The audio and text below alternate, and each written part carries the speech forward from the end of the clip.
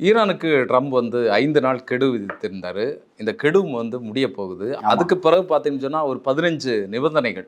இந்த நிபந்தனைகளுக்கு உட்படணும், இதை உடனடியாக சொல்லணும் அப்படிங்கிறத வந்து ட்ரம்ப் பேசியிருக்கிறாரு. இந்த நிலையில் இந்த பக்கத்துலேருந்து ஈரான் தரப்புலேருந்து 5 நிபந்தனைகள். ஆமாம், இந்த நிபந்தனைகளை ஏற்றுக்கொண்டால் நம்ம பேச்சுவார்த்தையை தொடங்கலாம் அப்படிங்கிறத சொல்லியிருக்கிறாங்க. முதல் 2 வாரத்திலேயே பார்த்தீங்க அப்படின்னா அப்போவே வந்து ஈரானுடைய அதிபராக இருந்தவர் வந்து 5 நிபந்தனைகள் அப்பயே சொன்னார். இந்த யுத்தம் துவங்கி 1 வாரத்திலேயே. இப்போ எங்கே சிக்கலாக வருது அப்படின்னா லாக்டவுன் வந்துருமா அப்படிங்கிற டிஸ்கஷன் உலகம் முழுக்க வந்து பேசுபொருளாக மாறி இருக்குது இந்த யுத்தத்தை மையமாக வச்சு. அதனால தான் அமெரிக்கா வந்து இந்த யுத்தத்தை ஒரு முடிவுக்கு கொண்டு வரணும் அப்படின்னு சொல்லி 5 நாள் டைம் தர்றேன், 8 நாள் டைம் தர்றேன், 2 நாள் டைம் தர்றேன் அப்படின்னு தொடர்ச்சியாக வந்து ஈரான்ட்டு ஒரு பேச்சுவார்த்தையை வந்து பேச முயற்சி பண்ணிகிட்டே இருக்காங்க. இப்போ நேற்று குஜராத்தோ இல்லை மற்ற மாநிலங்களில் பார்த்தீங்க அப்படின்னா பெட்ரோல் பங்க்கில் வந்து க்யூவில் ரொம்ப லென்த்தாக நிற்கிறாங்க. அதே போல் பார்த்தீங்க அப்படின்னா கேஸ் ஃபில் பண்ணுறாங்க இல்லைங்களா, இதுக்கு முன்னாடி 14 கேஜி வரைக்கும் ஃபில் பண்ணுறாங்கன்னு நினைக்கிறேன், 14.5 நினைக்கிறேன். இப்போ வந்து 8 கேஜி 9 கேஜி தான் கேஸ் வந்து ஃபில் ஆகுது போல இருக்குது, கேஸ் தட்டுப்பாடு அப்படிங்கிறதுனால. ஏன்னா முழுசாக சிலிண்டரை வந்து 20-25 நாளைக்குள்ளே கொடுத்துடணும், ஆனால் அதுலேயும் வந்து குறைவாக கொடுக்கணும் அப்படிங்கிற இடத்துக்கு அவங்க நடந்துட்டாங்க. ஒரு பக்கம் பெட்ரோல் கேஸு இதெல்லாம் தட்டுப்பாடு அப்படிங்கிறது வந்து உள்ளே நடந்துக்கிட்டு தான் இருக்குது. திடீர்னு ஒரு 2 நாள் 3 நாள் வந்து இல்லாமையே போகிறது கூட வாய்ப்பு இருக்குது. இல்லை, ஏற்கனவே ஒரு 10-15 நாட்கள் புக் பண்ணி காத்திருக்கக்கூடிய ஆட்கள் நிறைய இருக்காங்க. சிலிண்டர் தூக்கிட்டு போய் இந்த ஆட்டோவுக்கு பிடிப்பாங்க இல்லையா, அங்கே வச்சு பிடிக்கக்கூடிய ஆட்கள் நிறைய பேர் இருக்காங்க. இப்போ பிரச்சனை என்ன அப்படின்னா இது கேஸ் இண்டஸ்ட்ரியை மட்டும் பாதிக்கலை, ஒட்டுமொத்தமாக உலக வர்த்தகத்தையே ஒரு பெரிய ஒரு அசைவு அசைச்சிருக்கு. அதில் குறிப்பாக நிறைய பொருள்கள் வந்து ஏற்றுமதி ஆகிறது.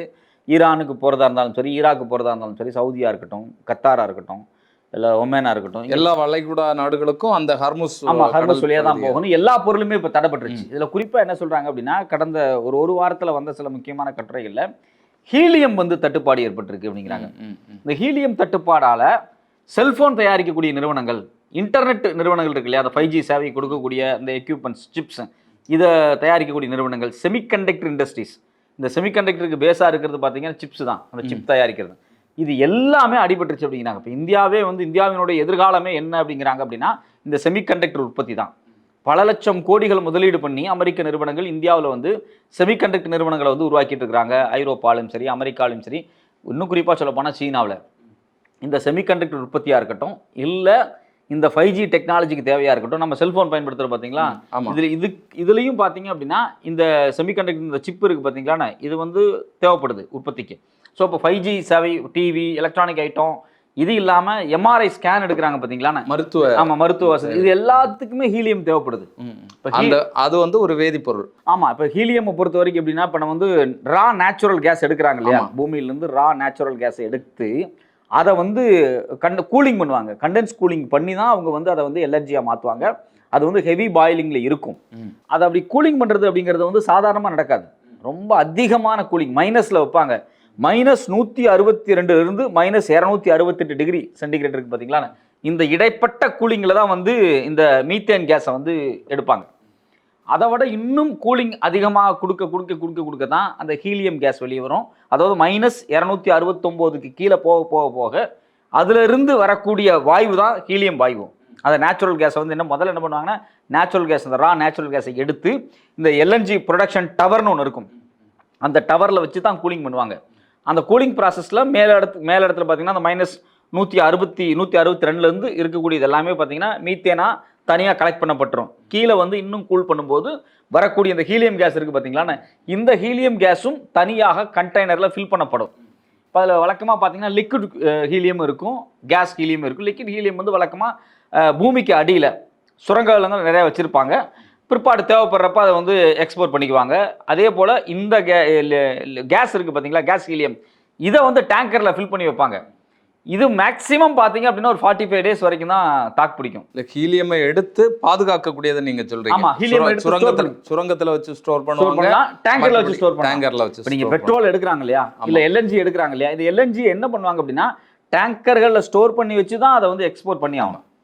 ஸோ அப்போ இதே போல தான் ஹீலியத்தையும் டேங்கரில் ஸ்டோர் பண்ணி வச்சு அதை வந்து எக்ஸ்போர்ட் பண்ணுவாங்க. நீங்கள் வந்து LNGயவோ இல்லை பெட்ரோலோ க்ரூட் ஆயிலோ நீங்கள் எவ்வளோ நாள் வேணாலும் வச்சுருக்கலாம், ஆனால் இதை வந்து வச்சிருக்க முடியாது. வச்சிருக்கிற ப்ராசஸ் ரொம்ப கஷ்டம் அப்படிங்கிறாங்க. நீங்கள் LNG வச்சிருக்கிறத விட அதிகமான செலவு செய்து கூலிங்கில் வச்சாதான் அதை வச்சிருக்க முடியும். இது வந்து அந்த ஸ்டோரேஜ் கெப்பாசிட்டியே இல்லை, ஸ்டோரேஜ் பண்ணாலும் அதிக செலவாகும், அதை வச்சிருக்க முடியாது. ஸோ இதனால் வழக்கமாக என்ன பண்ணுவாங்கன்னா ஒரு 4 வாரம் மேக்ஸிமம் அதுக்குள்ளே அந்த டெஸ்டினேஷனை போய் ரீச் ஆயிரும். இப்போ கத்தார் தான் உலகத்திலேயே அதிகமாக ஹீலியம் தயாரிக்கக்கூடிய ஒரு நாடு. 30% மேலே தயாரிக்கிறாங்க ஹீலியம் ப்ரொடக்ஷன். நம்ம ஏற்கனவே ஒரு வீடியோவில் பேசியிருந்தோம். ஈரான் வந்து மிக முக்கியமான கத்தாரினுடைய கேஸ் ஸ்டேஷனான ரஸ்லாபாஸ் மேலே குண்டு போட்டிருந்தாங்க அப்படின்னா ஆமாம், அதில் தான் மெஜாரிட்டியாக தயாரிக்கப்படுது. ரஸ்லாபாஸில் நிறுத்திட்டான். ரஸ்லாபாஸ் வந்து தயாரிப்பதை நிறுத்தி விட்டார்கள். ஹீலியத்தை தயாரிக்கிறத நிறுத்திட்டாங்க. எல்என்ஜி ஒட்டுமொத்தமாக எல்லா தயாரிப்பு ஷட் டவுன் ஆயிருக்கு. இது இல்லாமல் ஈரான் ஏற்கனவே எச்சரிக்கை கொடுத்துருந்தான். ஒரு 4-5 பகுதிகளில் சவுதியில், கத்தாரில், இன்னொரு நாட்டில் 3 முக்கியமான இந்த எல்என்ஜி தளங்கள் மேலே நாங்கள் குண்டு போட்டுருவோம், வெக்கேட் பண்ணிடுங்கன்னு சொன்னாங்க. ஸோ அப்போ உற்பத்தி குறைஞ்சதுனால ஏற்கனவே எடுத்து வச்ச ஹீலியத்தையும் இன்னும் எக்ஸ்போர்ட் பண்ண முடியல. 27 நாள் ஆச்சு. கண்டெய்னரில் ஃபில் ஆனது அப்படியே கிடக்கு. இந்த எக்ஸ்ட்ராக்ட் பண்ணுறதை ஸ்டாப் பண்ணிட்டாங்க. அதனால் தட்டுப்பாடு அதிகமாயிருச்சு. அதையும் தாண்டி எக்ஸ்ட்ராக்ட் பண்ணாலும் வைக்கிறதுக்கு இடம் கிடையாது. இல்லை, இப்போ ஏற்கனவே எடுத்து வச்சிருக்கிறத ஸ்டோர் பண்ணக்கூடிய அந்த கால அளவு வந்து முடிய போதும். இன்னொரு 2 வாரத்துல முடிய போகுது. அதுக்குள்ள இப்போ என்ன, அதுக்குள்ளால வந்து குறிப்பிட்ட இடத்துக்கு போய் சேரணும், அனுப்பிச்சிடணும். இப்போ வழக்கமாக கத்தாரில் இருக்கக்கூடிய ஹீலியம் எங்கே போகும்னா அதிகப்படியாக 2 நாடுகளுக்கு தான் போகும். ஒன்று தாய்வானுக்கும், இன்னொன்று சவுத் கொரியாவுக்கும். இப்போ கொரியாவில் இருக்கக்கூடிய சாம்சங் கம்பெனியாக இருக்கட்டும், இன்னும் பெரிய பெரிய நிறுவனங்கள், எலக்ட்ரானிக்ஸ் நிறுவனங்கள் இந்த ஹீலியம் கேஸ் அவங்க பயன்படுத்துவாங்க. இந்த ஹீலியத்தை பயன்படுத்தி சில முக்கியமான ப்ராசஸ், அதாவது இந்த ஃபோன் தயாரிக்கிறது, டிவி தயாரிக்கிறது, அது இல்லாமல் இந்த எம்ஆர்ஐ ஸ்கேனிங்க்கு பயன்படுத்துறது, இது எல்லாமே அவங்க செமிகண்டக்டர் இந்த சிப்பு தயாரிக்கிற வேலை தான் அவங்க. இங்கே தயாரிக்கக்கூடிய சிப்பு இருக்குது பார்த்தீங்களா, எங்கள் சவுத் கொரியாவில், அது மட்டும் இல்லாமல் தைவானில், இது எல்லாமே மலேசியாவில் தான் வந்து செக் பண்ணி பேக் ஆகும். அங்கேருந்து தயார் பண்ணி அனுப்பிடுவாங்க. ஆமாம், செக் பண்ணி பேக்கிங் எல்லாம் பண்ணி அங்கேருந்து எக்ஸ்போர்ட் ஆகும். இது இல்லாமல் இதில் நேரடியாக சம்மந்தப்பட்ட இன்னும் 2 நாடுகள் யாருன்னு பார்த்தீங்கன்னா வியட்நாம், இந்தோனேஷியா. இப்போ இந்த Vietnam, Indonesia, Malaysia, Taiwan, south Korea, இவங்க இந்த சிப்பு தயாரிக்கிறது, செமிகண்டக்டர் தயாரிக்கிறது எல்லாமே எங்கே எக்ஸ்போர்ட் ஆகும் அப்படின்னா யுஎஸ்ஏக்கு போகும், ஐரோப்பிய நாடுகளுக்கு போகும். அப்போ அமெரிக்காவினுடைய பிரதான செமிகண்டக்டர் இறக்குமதி அப்படிங்கிறது வந்து கொரியா, தாய்வான்லேருந்து வந்துகிட்டு இருக்கு. அந்த கொரியா, தாய்வானுக்கு ஹீலியம் போய் சேரணும். இந்த ஹீலியம் கத்தார்லேருந்து தான் போகும். கத்தார்லேருந்து ஹீலியம் அனுப்ப முடியாது. ஏன்னா பார்த்தீங்க அப்படின்னா ஸ்ட்ரைட் ஆஃப் ஹார்மஸ் மூடப்பட்டிருக்கு. ஸோ இப்போ இந்த ஹீலியத்தை ரொம்ப நாள் வச்சிருக்கவும் முடியாது. இதை வந்து ஸ்டோர் பண்ணி வைக்கிறதுக்கு இடம் கிடையாது. இதை அனுப்பிச்சாதான் லாபம். எனக்கு தெரிஞ்சு 200 கண்டெய்னருக்கு மேலே இன்னும் அப்படியே கிடக்கு அப்படிங்கிறாங்க. அப்போ உலக அளவில் இது மிகப்பெரிய அழுத்தத்தை உருவாக்கி நேரடியாக தெரிஞ்சது கேஸு, இண்டஸ்ட்ரியலுக்கு பயன்படுத்தக்கூடிய கேஸு, மற்றபடி வணிக பயன்பாட்டுக்கு பயன்படுத்தக்கூடிய எரிவாயுகள், இதுதான் நமக்கு தெரிஞ்சது. இது இல்லாம இப்படி ஒரு விஷயம் இருக்கு. இந்த விஷயம் வந்து அமெரிக்காவுக்கு மிக மிக முக்கியமானது. அமெரிக்காவுக்கு மட்டும் கிடையாது, ஜப்பானுக்கு முக்கியம், அதே சமயத்தில் சைனாவுக்கு ரொம்ப முக்கியமானது. இப்போ இதுல சைனா மட்டும் எப்படின்னா இந்த ஹீலியத்தை வந்து அவங்க வந்து இறக்குமதி பண்றதுக்கு அவங்க ரெடியா இருக்காங்க. அதுக்கு ஈரானே அனுமதி கொடுக்குது. ஈரான் பெட்ரோலுக்கு அனுமதி கொடுக்குது, சைனாவுக்கு எல்லா அனுமதி இருக்கு. இப்போ நீங்க கொரியாவுக்கு தரமாட்டான், சவுத் கொரியாவுக்கு அவன் தரமாட்டேங்கிறான், தாய்வானுக்கு தரமாட்டான், இதெல்லாம் பிரச்சனை. மலேசியாவுக்கு கொடுக்க மாட்டான். இது இல்லாமல் பார்த்தீங்க அப்படின்னா வெளிப்படையாக வியட்நாம், இந்தோனேஷியா இவங்களுக்கெல்லாம் போகிறதில்ல. இதெல்லாமே தடைபடுது. அப்படிங்கும்போது இந்த சிக்கல் ஏற்படுது அவங்களுக்கு. ஸோ இந்த சிக்கல் குறித்தான ஒரு உரையாடலை ரொம்ப தீவிரமாக யார் பண்ணிட்டு இருக்காங்க அப்படின்னா உலக லெவலில் வந்து இந்த சிப்பை செமிகண்டக்டர் தயாரிக்காங்க இல்லையா, அதுக்கான அசோசியேஷன் வந்து ஒரு பேரம் பேசுகிறாங்க. செமிகண்டக்டர் இண்டஸ்ட்ரியல் அசோசியேஷன் அப்படிங்கிறவங்க தான் ஒரு பெரிய அழுத்தத்தை கொடுத்துக்கிட்டு இருக்காங்க. இதில் குறிப்பாக பார்த்தீங்கன்னா 2025 உலகம் முழுக்க கிட்டத்தட்ட $687 பில்லியன் அளவுக்கு செமிகண்டக்டர் உற்பத்தி நடந்திருக்கு. அது வந்து கடந்த ஆண்டை விட 2024 விட 25ஆம் ஆண்டு 25.6% கூடியிருக்கு. அப்போ இந்த வருஷம்னா இன்னும் அதிகரிச்சிருக்கும். ஏன்னா செமிகண்டக்டர் இண்டஸ்ட்ரி அப்படிங்கிறது பயங்கரமான வளர்ச்சியான இண்டஸ்ட்ரி. நீங்கள் இந்த $684 பில்லியன் அப்படிங்கிறது சாதாரண படம் கிடையாது. கிட்டத்தட்ட ஒரு 470 லட்சம் கோடிக்கு மேலே, எக்கச்சக்கமான கோடி பணம், எல்லாமே டாலர்ஸ். ஸோ அப்போ இந்த ப்ராசஸை உடனடியாக துவங்க வேண்டும் அப்படிங்கிறது வந்து செமிகண்டக்டர் இண்டஸ்ட்ரி அசோசியேஷனுடைய அழுத்தம். இந்த அழுத்தம் ஆசிய நாடுகளில் மட்டும் கிடையாது, ஐரோப்பாவிலிருந்து வருது, அமெரிக்காவிலிருந்து வருது. இப்போ நீங்கள் ஒன்றுமே இல்லை, ரஸ்லாஃபான் மேலே ஈரான் குண்டு போட்டாங்க. அங்கே 5 நிறுவனங்கள் மோசமாக பெட்ரோலிய நிறுவனங்கள் பாதிக்கப்பட்டாங்க. அந்த 5மே பெரும்பாலும் அமெரிக்கானுடைய தான். அதை குறி வச்சு தான் அடித்தாங்க. ஆமாம், அதில் அந்த கோகூன், பிலிப்ஸு, இது இல்லாமல் வந்து எக்ஸான் மொபில் மாதிரியான நிறுவனங்கள், செவரான், இந்த 3 நிறுவனம் பெரிய நிறுவனம். இந்த 3 நிறுவனமே மோசமாக பாதிக்கப்பட்டிருக்கு. ஷேர் மார்க்கெட்டில் பங்கு விலையெல்லாம் 7% குறைஞ்சது, நம்ம அதை பேசணும். ஸோ அப்போ இதே போல் ஹீலியம் இண்டஸ்ட்ரியும் மிக மோசமாக பாதிக்கப்பட்டிருக்கு. இந்த ஹீலியம் போய் சேரலை அப்படின்னா ஒரு எம்ஆர்ஐ ஸ்கேன் எடுக்கிறது கூட ரொம்ப கஷ்டமான ஒரு சூழல் ஏற்படும். அதுக்கு ஹீலியம் பயன்படுத்துகிறாங்க. அப்போ அந்த ஹீலியத்தை எப்படியாவது அந்த தடையை நீக்கி உலக நாடுகளுக்கு சப்ளை பண்ணிடணும் அப்படிங்கிறது யாருடைய நிர்பந்தம் அப்படின்னா செமிகண்டக்டர் இண்டஸ்ட்ரி அசோசியேஷனுடைய நிர்பந்தமாக இருக்குது. இந்த நிர்பந்தத்துக்கு படிய வேண்டிய பொறுப்பு அமெரிக்காவுக்கு இருக்குது. இல்லை அமெரிக்காவுக்கு தான் நஷ்டம். ஏன்னா அமெரிக்கா தான் அங்கே சவுத் கொரியாவோடையும் வியட்நாமோடையும் அதே சமயத்தில் மலேசியா கூட தாய்வான் கூட ஒப்பந்தங்கள் போட்டு வச்சிருக்காங்க. இந்த ஒப்பந்தங்கள் எல்லாமே ஒரு குறிப்பிட்ட காலத்துக்கு உட்பட்ட ஒப்பந்தங்கள் தான். இந்த ஒப்பந்தங்கள் எக்ஸ்பைரி ஆயிடுச்சு அப்படின்னா பல நாடுகள் நேரடியாக மோசமாக பாதிக்கப்படும், செமிகண்டக்டர் இண்டஸ்ட்ரியினுடைய வளர்ச்சி பாதிக்கப்படும். அப்படிங்கிறதுனால இந்த போரை ஒரு முடிவுக்கு கொண்டு வர வேண்டும் என்பது பெட்ரோலிய நிறுவனங்களால் மட்டும் கிடையாது, இந்த நிறுவனங்களும் கொடுக்கக்கூடிய ஒரு அழுத்தம். அதன் மூலமாகத்தான் இப்போ ட்ரம்ப் இப்படி பேசுறாரு. ஆமா, அவர் பேச்சுவார்த்தை நடத்துறோம், நாங்க தாக்க மாட்டோம் அப்படிங்கிறாரு. பாத்தீங்களா, நாங்க வந்து பெட்ரோல் மூல வளங்களை எங்கேயுமே தாக்க மாட்டோம், நான் 5 நாளைக்கு நீங்க ஒரு தாக்க மாட்டோம் அப்படின்னு சொன்ன பிறகும் தாக்குதல் நடந்துட்டு தானே இருக்கு. 2 பேரும் பண்றாங்க. ஆமா, ஈரான் வந்து சவுதியை தாக்கி இருக்கிறாங்க, குவைத்தை தாக்கி இருக்கிறாங்க, மோசமா அடிச்சிருக்காங்க, அதெல்லாமே இயல்பா நடந்திருக்கு. தாக்குதல் நடத்தக்கூடாது அப்படிங்கிறது அமெரிக்காவினுடைய விருப்பமா இருக்கு. இப்ப ஏன் அப்படின்னா ட்ரேட் வணிகத்தால் அவர்கள் நெருக்கடிக்கு உள்ளாக்கப்பட்டிருக்கிறார்கள். ஆனா ஈரான் என்ன சொல்றாங்க அப்படின்னா, உன்னுடைய லாப நஷ்டத்திற்காக நீ போற துவங்குவ, போற நிறுத்துவ, ஆனா என்னுடைய நாட்டினுடைய பாதுகாப்பும் என்னுடைய நாட்டினுடைய பொருளாதார வளர்ச்சியும் இறையாண்மையும் எனக்கு பிரதானமானது. நீ சண்டையை துவங்குனது, நீ முடிக்க போறது நாங்க தான் அப்படிங்கிறது அந்த டே 1ல இருந்து சொல்லிட்டு பேசுறாங்க.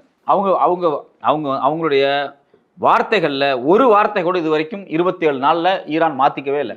சண்டையை நீங்க துவங்கிட்டீங்க, முடிக்கிறது நாங்க தான், எங்க கையில தான் இருக்கு, எங்க கையில தான் இருக்கு, நீங்க எங்க காலில் கிடந்து கெஞ்சுவீங்க அப்படிங்கிறது நடந்துகிட்டு இருக்கு. காலில் கிடந்து கெஞ்சி கொண்டிருக்கிறது அமெரிக்கா. இந்த யுத்தத்தை நிறுத்த வேண்டும். இப்ப நாம வந்து ஹீலியம் பத்தி மட்டும் பேசணும், செமிகண்டக்டர் உற்பத்தி பத்தி மட்டும் பேசியிருக்கிறோம். இது மாதிரி ஒவ்வொரு துறையிலையும் பிரச்சனை இருக்கு. நீங்க திருப்பூர்ல உற்பத்தி ஆகக்கூடிய பனியனை நீங்க வந்து கல்ஃப் நேஷன்ஸுக்கு போகணும் அப்படின்னா நீங்க ஸ்ட்ரெயிட் ஆஃப் ஹார்முஸை கடந்து தானே போகணும். நாம பெட்ரோல் க்ரூட் ஆயிலை பத்தியான பேசிட்டு இருக்கிறோம். ஒவ்வொரு உற்பத்தி ஆகக்கூடிய பொருள்களும் அப்படியே கிடக்கு. ஆமா, இதுல தப்பிச்சு பிழைக்கிறது சீனா தான். சீனாவுடைய ஐரோப்பிய அவங்க ஐரோப்பாவுக்கு ஏற்றுமதி பண்ற மாதிரி இருந்தாலும் நார்த் போலார், அதாவது அவங்க வந்து ஆர்டிக் எக்ஸ்பிரஸ் வச்சிருக்காங்க, நார்த் போலார் வழியா அவங்க சேல்ஸுக்கு தயாராகிட்டு இருக்காங்க. அதுவும் அவங்க பாசிபிள். ஸோ இதுல முக்கியமான விஷயம் என்ன, இந்தியா போன்ற நாடுகள் இந்த யுத்தத்தில் ஒரு முடிவெடுக்காமல் மாட்டிக்கிட்டு முடிச்சுட்டு இருக்காங்க. இப்போ இந்தியாவுக்கு வர வேண்டிய கப்பல்கள் வருது, ஆனா இந்தியாவிலிருந்து நீங்க வந்து சவுதிக்கோ ஈராக்கோ இல்ல வேற ஏதாவது நாடுகளுக்கு ஏற்றுமதி ஆகக்கூடிய கப்பலும் தடைப்பட்டு தானே இருக்கு. இல்ல இந்தியாவுக்கு வர வேண்டிய கப்பல்கள் வருதுன்னு சொன்னா ஒரு 2 கப்பலை விட்டோம் அப்படின்னு சொன்னாங்க. இந்த வாரத்துல ஒரு வாரத்துக்குள்ளால 2 கப்பலை விட்டோம்னு சொன்னாங்க. அதுக்கு முன்னால ஏதோ ஒரு கண்மூடித்தனமாக ஏதோ ஓட்டி கொண்டு வந்து வேற ஒரு நாட்டினுடைய கொடியை நாட்டிட்டு கப்பலை வந்து கடத்தி கொண்டு வந்த மாதிரி வந்தான்னு சொல்லி அந்த கப்பல் கிளம்பி வர்றதுக்கு 1 or 2 வீக்ஸ் ஆகும் பாத்தீங்களா. இந்த யுத்தம் துவங்குறதுக்கு முன்னாடியே சில கப்பல்கள் வந்து ஸ்ட்ரெயிட் ஆஃப் ஹார்முஸை கடந்து ஒரு ஓரமாக இந்திய பெருங்கடலுக்குள்ளேயோ அரபிக்கடலுக்குள்ளேயோ வந்துட்டாங்க. சில கப்பல்கள்லாம் சில இடங்கள்ல நின்றுட்டு இருந்திருக்காங்க. எனக்கு தெரிஞ்சு இந்த யுத்தம் துவங்கினதுக்கு பிறகு ரொம்ப திறமையாக ஸ்ட்ரெயிட் ஆஃப் ஹார்முஸை கடந்து வர்றதுங்கிறது சாதாரண விஷயம் கிடையாது. அப்படிலாம் வந்துட முடியாது. ஏன்னா அது ஒன்றும் ஸ்ட்ரெயிட் ஆஃப் ஹார்முஸ் அப்படிங்கிறது ஒன்றும் 1000 கிலோமீட்டர் கிடையாது, அது ஒரு 55 கிலோமீட்டர் தான். அது செக் போஸ்ட்ல ஆள் இல்லாத நேரம் நம்ம போயிடலாம் சொல்லி அந்த 55 கிலோமீட்டர்ல 2 ஸ்பாட் வழியா தான் கப்பலை ஓட்டிட்டு போக முடியும். அந்த 2 ஸ்பாட்ல அவங்க என்ன பண்ணணுமோ அவங்க பண்ணிடுவாங்க. அவங்க வந்து பெரும்பாலும் வந்து மெரைன் குண்டுகளை வச்சிருக்காங்க, அதாவது நீர்மூழ்கியில் இருக்கக்கூடிய மைன்ஸ் கன்னிவெடிகளை வச்சிருக்காங்க. நீர் கன்னிவெடிகளை வந்து அங்கங்க வச்சிருக்காங்க. அது எந்தெந்த இடத்துல வைக்கணும் அப்படிங்கிறது எல்லாமே அவங்களுக்கு தெரியும். அதனால இந்திய கப்பல் சாமர்த்தியமா வந்துச்சுன்னு நம்ம பெரும் பேச முடியாது. இந்திய கப்பலை அவங்க கண்டுக்காம கூட விட்டுருந்துருக்கலாம், போயிட்டு போகுது அப்படின்னு. இல்லை இதில் இந்த 2 கப்பலை முந்தானத்து அனுப்புனதா சொல்கிறாங்க. அதில் 13 கோடி ரூபாய் கொடுத்ததாக ஒரு தகவல் இருக்கும். சர்வதேச ஊடகங்கள் வந்து பேசியிருக்கிறது. இந்தியா மறுத்து இருக்கு. அந்த டோல் கொடுத்து தான் ஆகணும் அப்படிங்கிற இடத்துக்கு அவங்க நகர்ந்துட்டாங்க.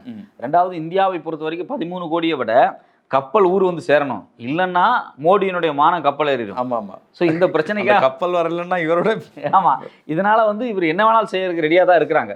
ஸோ இந்த யுத்தத்தை வழக்கம் போல அமெரிக்கா ஆரம்பிச்சிருச்சு, ஆனா முடிக்க முடியாம திணறாங்க. ஈரான் இன்னும் வரைக்கும் அடிக்கிறது நிறுத்தல.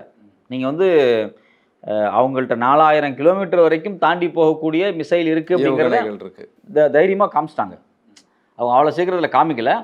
போர் துவங்கி 24வது நாள் தான் அதை காமிக்கிறாங்கன்னு நினைக்கிறேன். 23, 24வது நாள்ல தான் அவங்க வந்து அவங்களுடைய 4000 கிலோமீட்டர் பாயக்கூடிய அந்த மிசைலை வந்து அவங்க காமிக்கிறாங்க. டியோகோ கார்சியா தீவு மேல போடுறாங்க.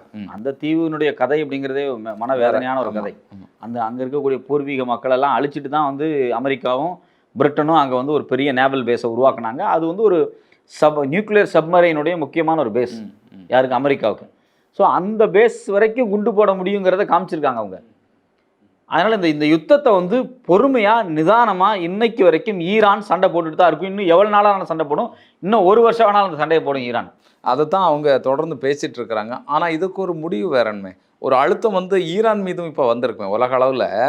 இப்போ அமெரிக்கா மீது மட்டுமல்ல, ஐரோப்பிய நாடுகள் வந்து ஈரான் மீதும் ஒரு அழுத்தத்தை கொடுக்கும், இன்னும் சொல்லப்போனால் ஒரு வெறுப்பை கொடுக்கும். இப்போ அரேபிய நாடுகளை பொறுத்தளவில் நமக்கு இவ்வளோ அழுத்தம் இருக்குது, கேஸ் கிடைக்கல, இன்னும் பல பிரச்சனைகள் இருக்குது. ஆனால் அரேபியாவினுடைய முக்கியமான பொருளாதார முதுகெலும்பே வந்து உடைச்ச மாதிரில இருக்குது. அங்கேருந்து எந்த பொருளும் வர முடியாது, உள்ளால எந்த பொருளும் போக முடியாது. அப்படிங்கிற போது அங்கே கடும் நெருக்கடிக்குள்ளால அந்த நாடுகள், சவுதி அரேபியா உட்பட நாடுகள் வந்து சிக்கி இருக்கும். இது எப்படி அடுத்த கட்டமாக நகரும்? இல்லை, ஈரான் நினச்சிருந்துச்சு அப்படின்னா சவுதியில் இருக்கக்கூடிய ஒவ்வொரு மக்களும் பச்சை தண்ணி கூட குடிக்க முடியாத மாதிரி பண்ணியிருக்க முடியும். ஏன்னா பெரும்பாலும் வந்து கடல் தண்ணியை வந்து நல்ல தண்ணியாக மாற்றக்கூடிய பிளான்ட்டை நம்பி தான் அரபு நாடுகளில் சில நாடுகளே இருக்கிறாங்க. அவங்களுடைய அத்தியாவசிய தேவைகளுக்கான நீர் அவங்களால துல்லியமாக போய் பெட்ரோல் ரீஃபைனரி மேலே குண்டு போட தெரிஞ்சவங்களுக்கு மிகப்பெரிய பிளான்ட், உப்பு தண்ணியை வந்து நல்ல தண்ணியாக மாற்றக்கூடிய பிளான்ட் மேலே குண்டு போட்டிருந்தாங்க அப்படின்னா பாதிப்பு ஏற்படும். இங்கிருந்து அவங்க வந்து நேரடியாக இஸ்ரேல் இருக்கக்கூடிய அந்த பிளான்ட் மேலே குண்டு போட்டிருக்காங்க. இஸ்ரேலுடைய மையமாக இருக்கக்கூடிய உப்பு தண்ணியை வந்து சுத்திகரிப்பு பண்ணக்கூடிய முக்கியமான பிளான்ட் எல்லாத்தையும் அடித்து நொறுக்கி இருக்கிறாங்க ஈரான். ஆனால் அதை வந்து அவங்க சவுதியில் செய்யலை, கத்தாரில் செய்யலை. அவங்க அதில் வந்து ரொம்ப கவனமாக தான் இருக்காங்க. பெட்ரோலிய நிறுவனத்தின் மீது குண்டு போடப்பட்டாலும் அதில் எந்தெந்த பெட்ரோலிய நிறுவனத்திட்ட அமெரிக்காவினுடைய கை அதிகமாக இருக்குது, அங்கே தான் போட்டிருக்காங்க. இல்லை, அங்கே தான் போட்டிருக்காங்க. ஆனாலும் இவர்கள் தாக்குதல் நடத்துனது பார்த்தீங்கன்னு சொன்னால் ஒரு ஒரு ஒரு சாம்பிள் மாதிரி தான் தாக்குதல் நடத்தியிருக்காங்க. ஏற்கனவே கத்தாரில் தாக்குதல், அந்த எரிவாயு நிலையம் மீது தாக்குதல் நடத்தும் போதே அவர்கள் வந்து சொன்னாங்க, இது வந்து ரொம்ப சாம்பிள் தான், தேவைப்பட்டால் அதிதீவிர தாக்குதலை நாங்கள் நடத்துவோம் அப்படிங்கிறத சொன்னாங்க. இதுக்கே உலகம் தாங்கலை. ரஸ்லஃபான் மேலே குண்டு போட்டதில் ஒரு நியாயம் இருக்குது. கார்கு தீவு மேலே அமெரிக்கா குண்டு போட்டதுனால தான் அவங்க ரஸ்லஃபான் மேலே போட்டாங்க. கார்கு தீவு அப்படிங்கிறது வந்து ஈரானினுடைய இதயம். ஈரானினுடைய 90% பெட்ரோல் ஏற்றுமதி அப்படிங்கிறது அந்த தீவுல தான் நடந்துகிட்டு இருக்கு. அப்போ நீ நேரடியாக உள்ள வந்து கார்கு தீவு மேலே குண்டு போட்ட அப்படின்னா நான் உன்னுடைய நிறுவனம் இருக்கக்கூடிய ரஸ்லஃபான் மேலே குண்டு போடுவேன் அப்படின்னு தான் ரெட்ரேட் பண்ணி தான் ஈரான் காமிச்சது. ஈரான் இந்த யுத்தத்தில் ஒரு நியாயத்தமாக தான் நடந்துக்குது. ஆனால் என்னன்னா, இதனால உலகம் முழுவதும் இருக்கக்கூடிய மக்கள் இருக்காங்க இல்லையா, அவங்க பெட்ரோல் தேவை, கேஸ் தேவை, இதில் வந்து பாதிக்கப்படுவாங்க. அது உண்மைதான். அதனால் ஈரான் இந்த யுத்தத்தை வந்து இன்னுமே நிதானமாக தான் போடுறாங்க, இனிமேல் நிதானமாக தான் போடுவாங்க. இப்போ கூட அவங்க என்ன பண்ணுவாங்க அப்படின்னா, இந்தியாவுக்கோ ஆசிய நாடுகளுக்கோ போகக்கூடிய பெட்ரோல் ஆயிலை வந்து ஃப்ரீயாக விட்டுருவாங்க, பணத்தை வசூல் பண்ணிட்டு விட்டுருவாங்க. இன்னொரு என்ன 10 கோடி எக்ஸ்ட்ரா கொடுப்பாங்க, அவ்வளோதான். காசை வாங்கிட்டு அந்த வண்டியை விட்டுட்டு அவங்க இந்த சண்டையை தொடருவாங்க. அவங்களுக்கு தேவை எவ்வளவு காலம் அந்த சண்டையை தொடர முடியுமோ அவ்வளோ காலம் தொடரணுங்கிறதுல அவங்களுக்கு விருப்பமாக இருக்காங்க. பணம் அவங்களுக்கு வந்து சிக்கலாக மாறும். அந்த பணத்தை வந்து இதன் மூலியமாக வசூல் பண்ணுவாங்க. அதே சமயத்தில் சைனாவும் ரஷ்யாவும் அவங்களுக்கு துல்லியமான உளவு பார்த்து சொல்கிறாங்க. அதனால தான் அவங்க தாக்குதல் எல்லாமே ரொம்ப ரொம்ப ரொம்ப துல்லியமாக இருக்குது. ஆனால் ஐரோப்பிய நாடுகளுக்கு ஒரு நெருக்கடி ஏற்படுமே. இப்போ அமெரிக்கா விட்டுருங்க, தனியாக ஐரோப்பிய நாடுகள், பெரும்பான்மையான நாடுகள் ஒரு அழுத்தத்தை கொடுக்கறதுக்கான அவங்களுக்கு கேஸ் தட்டுப்பாடு ஏற்பட்டால் அவங்க வந்து ஒரு பெரிய அழுத்தத்தை கொடுப்பாங்க. அவங்க கேஸ் வந்து ரஷ்யாகிட்டேருந்து வாங்குறதுக்கு தயாராகிட்டாங்க. ரஷ்யாவும் கொடுக்க ஆரம்பிச்சிருச்சு. இப்போ இந்தியா இந்த யுத்தம் துவங்குவதற்கு முன்னே இருந்து இப்போ நீங்கள் கணக்கெடுத்து பாருங்கள், ரஷ்யாகிட்டேருந்து ஆயில் இறக்குமதி பண்ணதை டபுள் மடங்கு தாண்டி போயிட்டாங்க. ஸோ அப்போ ஈரான்லேருந்து என்ன வரல, சவுதியிலேருந்து என்ன வரல அப்படின்னு உடனே இந்தியா ஒரு ஆல்டர்னேட்டிவ் ரூட்டை நோக்கி போகுது பார்த்தீங்கன்னா ரஷ்யா கூட. அதே போல் ஐரோப்பிய நாடுகளும் தங்களுக்கான கேஸ் தேவையில் நாமட் 1 இருக்கட்டும், நாமட் 2 இப்போதைக்கு பூட்டி வைக்கப்பட்டிருக்கு. நம்பர் 2 தான் வந்து க்ளோஸ் பண்ணப்பட்டிருக்கு. அது எல்லாமே இப்போ பார்த்தீங்க அப்படின்னா ரஷ்யாகிட்டேருந்து கேஸ் வாங்கிற இடத்த அவங்க நகர்றாங்க. இந்த யுத்தத்தில் எல்லா நாடுகளுமே தன்னுடைய நலனை பாதுகாத்துக்கிட்டு எஸ்கேப் ஆகிக்கணும் அப்படின்னு தான் பார்க்குறாங்க. அது ஐரோப்பிய நாடு முதல் கொண்டு, அது ஆஸ்திரேலியா முதல் கொண்டு. இப்போ நீங்கள் வந்து யாருமே டைரெக்டாக ட்ரம்ப்போட கை கோர்க்கலையே. ஆமாம். இப்போ ஃப்ரான்ஸ் இருக்குது அப்படின்னா ஃப்ரான்ஸுக்கு என்ன நலன், ஆஸ்திரேலியா இருக்குன்னா ஆஸ்திரேலியாவினுடைய நலன் என்ன, யூகேவினுடைய ஒரு பார்ட்னர்ஷிப்பாக இருக்கக்கூடியதான் அந்த தீவு மேலே குண்டு போட்டிருக்கு. ஆனால் யூகே எந்த நடவடிக்கையும் எடுக்கலை. ஆனால் வந்து ஒரு எதிர்ப்பை, அதாவது தாக்குதலை முறியடிக்கக்கூடிய விஷயங்களை நாங்கள் செய்வோங்கிறத வந்து பேசியிருக்காங்க. அதை வந்து தொடர்ச்சியாக செய்வாங்க. ஆனால் நீங்கள் பார்த்தீங்க அப்படின்னா இந்த யுத்தத்தில் நான் அமெரிக்காவோட கைகோர்த்து நிற்கிறேன் அப்படிங்கிறத சொல்ல மாட்டேன். அந்த விஷயங்களை சொல்ல அது எந்த நாடுமே சொல்லலை. ஆமாம், ஹார்முஸ் கடல் பகுதியை மீட்கிறதுக்கான நடவடிக்கைகளில் நாங்கள் பங்கேற்கிறோம். இஸ்ரேல் பிரதமர் கெஞ்சுறாரு, உலக நாடுகளே வாங்கன்னு கெஞ்சுறாரு. அவர் காலில் விழுகிறாரு. இப்போ ட்ரம்ப்பே வந்து வெளிப்படையாக நேட்டோ நாடுகளை வாங்கன்னு கூப்பிட்றாரு. எந்த நேட்டோ நாடுகளும் வரல. அப்போ உண்மையிலேயே இந்த யுத்தத்தில் ட்ரம்ப் அவர்கள் பிடிச்சாம்பார் ஒரு புடி அப்படின்னு சொல்லுவார் வடிவேல் காமெடி மாதிரி, ஈரான் காலை பிடிச்சிக்கிட்டாங்க, தயவு செஞ்சு எங்களை வந்து காப்பாற்றி அப்படிங்கிற நிலைமைக்கு வந்துட்டாங்க. அந்த அளவுக்கு அது போயிடுச்சு இந்த யுத்தம். ஏன்னா ஈரான் ஒவ்வொரு நாளையும் கடத்த அமெரிக்காவினுடைய பங்குச்சந்தை வீழ்ந்துக்கிட்டு தான் இருக்குது, அதில் பாதிப்பு ஏற்பட்டுக்கிட்டு தான் இருக்குது. ஸோ அவங்க காலை பிடிச்சி கெஞ்சுது அமெரிக்கர், எப்படியாவது விட்டுருங்கடா, இந்த யுத்தத்தை நிறுத்திடுங்கடா அப்படிங்குது. அவங்களாம் நிறுத்துறதுக்கு தயாராக இல்லை. அவங்க இந்த சண்டையை தொடர்றாங்க. இன்னும் எவ்வளவு நாள் வேண்டுமானாலும் தொடருவாங்க. அவங்க சொன்ன அந்த 5 அம்ச கோரிக்கை இருக்குது பார்த்தீங்களா, அதை வந்து 10 நாளைக்கு முன்னாடியே அவங்க சொன்னாங்க. அந்த கோரிக்கைகள் நிறைவேறாமல் இந்த யுத்தத்தை அவங்க நிறுத்தவே மாட்டாங்க. அதில் குறிப்பாக சவுதியாக இருக்கட்டும் இல்லை இஸ்ரேலாக இருக்கட்டும், இவங்க 2 பேர்த்தையும் அவங்க வந்து உண்டு இல்லைன்னு பண்ணாமல் இந்த யுத்தத்தை நிறுத்த மாட்டாங்க. ஸோ அதனால் பொறுத்திருந்தால் பார்க்கணும் அடுத்தடுத்து என்ன நடக்குது அப்படின்னு. தொடர்ந்து பேசுவோம்.